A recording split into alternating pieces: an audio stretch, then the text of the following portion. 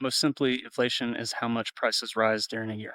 We determine the cost of living by creating an imaginary shopping basket filled with the things that we most commonly purchase. Think rent, groceries, clothing, haircuts. We compare the current cost to buy that basket with a base price, and this gives us the Consumer Price Index, or CPI. The percentage of change in the CPI over this time last year gives us the inflation rate. If your income doesn't go up as much as inflation, then you're worse off.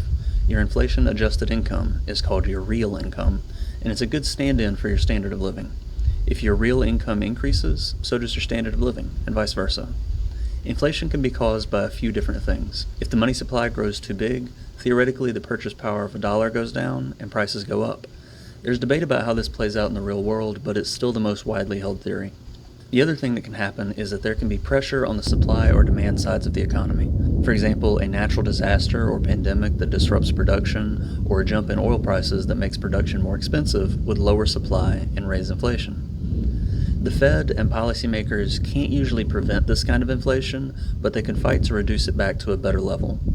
See, our expectations about inflation can help determine what happens.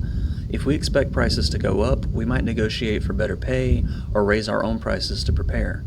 If we expect that prices won't go up, we might be more relaxed. The Fed can influence this by announcing a plan to lower the interest rate next month, which they normally do when they see things getting better. Politicians might make speeches about job growth and stopping price gouging, or announce an affordable housing program to encourage us to be optimistic. When enough of us expect things to get better, they do. Lowering inflation means price increases slow back down.